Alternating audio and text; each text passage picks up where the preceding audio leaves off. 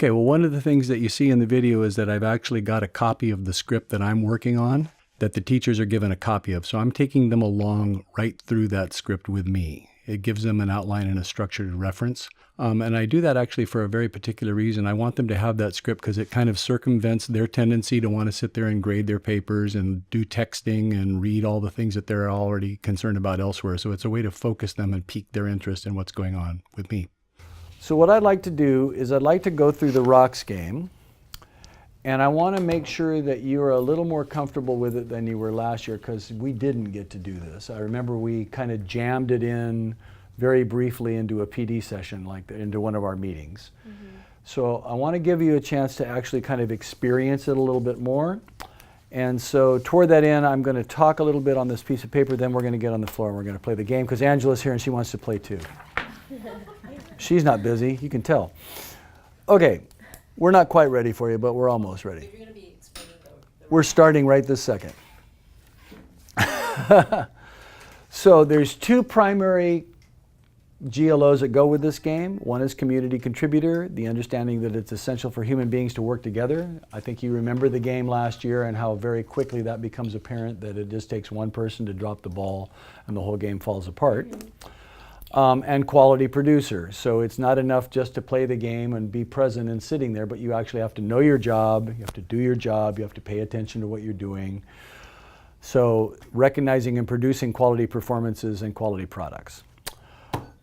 Relevant music benchmarks, I put them in there all the way from kindergarten to third grade just for your reference. Obviously steady beat is a big part of the game. Simple patterns of rhythm and pitch using quarter notes, quarter rests, and eighth notes, which in our case we use on this Tubbs chart, which you're going to get more exposure to this year.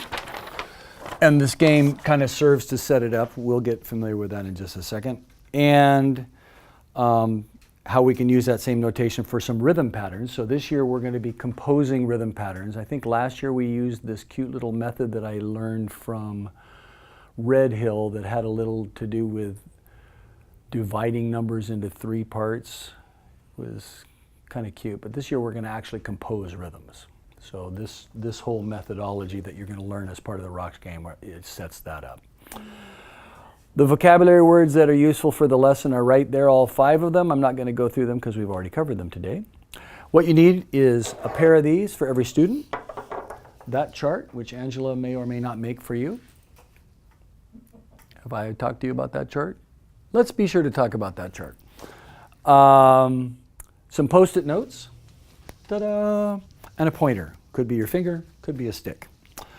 All right, I'm going to take you through this very briefly because you're going to get to see me do this all again with the kids in great detail. And then we're going to have a meeting where we get to go through it all again. Right? So I just want to spend the next 25 minutes taking you into the Rocks game. How many people are ready to learn something? How many people are ready to have some fun? How many people are ready to potentially make a mistake? Good job. In just a second, I'm going to use this magic stick to point at these numbers, and you get to say them out loud. Look at the person next to you and say, "You can do it." You can do it. 1, 2, here you go. 1, 2, 3, 4. 1, 2, 3. One more time. 1, 2. Ready, and stop. Pat yourself on the back, say good job. Good job. Now, you'll notice that underneath those numbers, there's 4 boxes in a big long rectangle. We're going to designate that big long rectangle as what we call a measure. In music, a measure is a certain amount of time. It's a measurement of time. So I could say, ah, that's about a measure long. Why don't you do that with me? Ah, try moving your hands with me. Ah, it's about that long, right? Now what I've done is I've divided that measure up into 4 parts. If we were third graders, we would know that each of those 4 parts is a quarter of the measure. So this is the whole measure. You've heard of whole notes. This would be half the measure, and these are all quarter notes. Now, if I was really interested in teaching a little bit of formal music theory, I would put quarter note symbols, notes, quarter note notes, notation in these boxes instead of some of these things. But for today, we're going to be focusing on the game. So if I cut each one of these in half, each of these 4 boxes, I cut them in half, I would have how many boxes? I just gave you the answer. How many boxes would you would have 8. And so it would look kind of like this, and we would call each of those boxes an 8th note. Okay? And we would count them slightly different. We would say 1 and 2 and 3 and 4 and. I will give you the signal, which you reminded me is 1, 2, here we go. 1 and 2 and 3 and 4 again. 1 and 2 and 3 and One more time. 1 and 2 and Here we go and stop. Pat yourself on the head. Good job. Now, right here, I'm going to put a little post-it that says to do something. And what that represents is what you're going to be doing in a minute with these rocks that are going to be right in front of you. To start the game, you'll notice that there's some things here called keys to reinforce. And the number 2, it says start with your hands in the air. Okay? So you're going to find that when we play this rocks game, if you have the kids always start with their hands in the air instead of touching the rocks, that rhythmically it works a lot easier. Okay? So I'm going to give you the signal. I'll say 1, 2, here we go, and you'll say grab. 1 and 2 and here you go and grab. good. Now this time, after we say grab, we're just going to keep going. So we're going to go grab and 2 and 3 and 4 and grab. That makes sense? 1 and 2 and here we go and grab and click and 3 and 4 and grab. got the idea. Now all we're doing, ladies, you're stepping out of being students now, is all I'm doing is I'm associating the learning of this very simple activity, which we don't need all this fancy music stuff, with this chart that we're going to be using quite a bit a little bit later. Okay? So I'm going to put and in the box, because that's what goes there. And I'm going to say click. And I'm going to give you some rocks. But before I give you some rocks, I need to remind you of one of the rules on my chart. That rule is silent instruments when not playing. Now the way you're going to keep the instruments silent when we're not playing is to keep your hands off of them. Can you do that?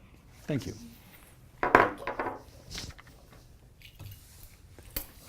She didn't say thank you. Thank you. It's okay. Okay, so to demonstrate what I want, I'll be pointing. I'll say 1 and 2 and here we go and grab and click. Remember all this? Okay. So I'll give the signal, you'll make the sounds, hands in the air. 1 and 2 and here you go and Grab and kick. very nice. Put them back down. One more practice. Here we go and Grab and kick. good. Now, what I want to do now is I want to move you to the position that you would be doing if you were actually doing this as the kids will be doing it, right? So what I'd like you to do is take your rocks and go right back there on the ground and sit in a line right next to each other on the floor, please. And Gerard, we'll never use this chart again, so you can move that out of the way if that serves you. Oh, Whoops. she knows that we never wear dress. I'm not looking. I'm not looking. Okay. Now, you noticed earlier I told you that there was keys to reinforce and I went to number 2. The first one to reinforce is to have your knees touching the person next to you. Now, you will see some very silly things when you do this with your children. They will get too close. They will get kind of close and then spread their legs super wide so they can touch their knees. So what you want is this relaxed kind of thing that you've got right here. Okay, so we're going to do the same thing right where you are with your rocks. Hands in the air. 1 and 2 and say the words and grab and click. Very good. Put them back down.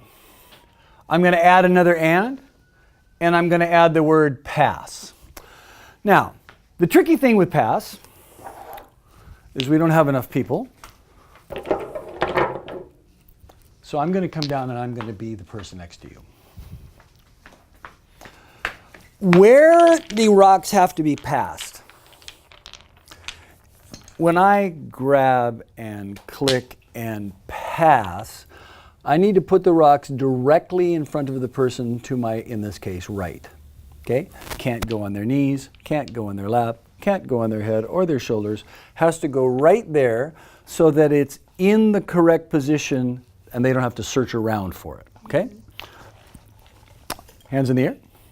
1 and 2, and here we go. And grab and click and pass. Very nice. Look, see, they already know what to do because they've been here before. You were like cultists. It was great. Okay, let's do it again. You can. I have extra rocks.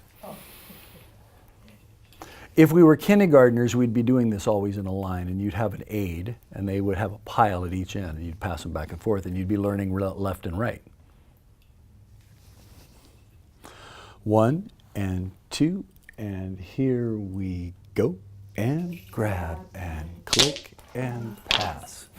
Now, on our chart, we have to add another phrase, another part of the phrase.